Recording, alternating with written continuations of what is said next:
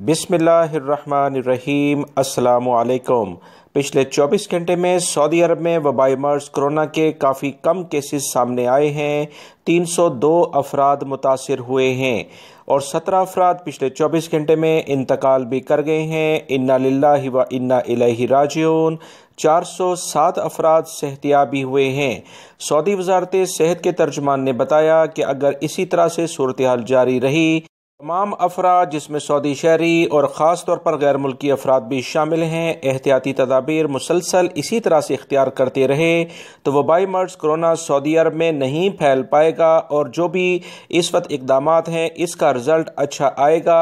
آنے والے دنوں میں کاروبار زندگی، انٹرنیشنل فلائٹس یا دیگر جو بھی اہم ترین اقدامات ہیں عوام کی سہولت کے سلسلے میں وہ ہم اختیار کریں گے، لہٰذا دوستو احتیاطی تدابیر لازماً اختیار کریں۔ ریاض میں کافی زیادہ کیسز ہیں، 70 کے قریب آئے ہیں، جو اچھی بات نہیں۔ ریاض ایک بڑا آبادی والا شہر ہے، لہٰذا تمام لوگ احتیاط کریں۔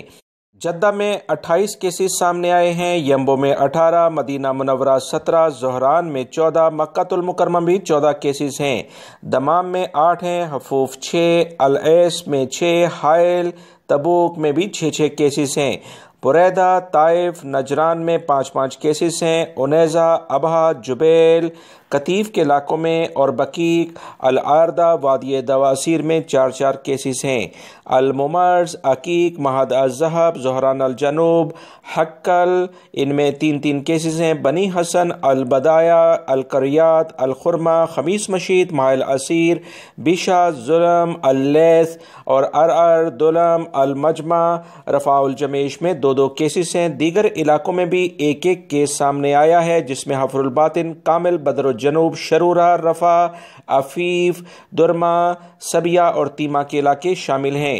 مزید جو وزارت صحت نے اطلاعات شیئر کی ہیں اس کے مطابق 5857 افراد جب سے وبائی مرض کرونا سعودی عرب میں پھیل چکا ہے انتقال کر گئے ہیں۔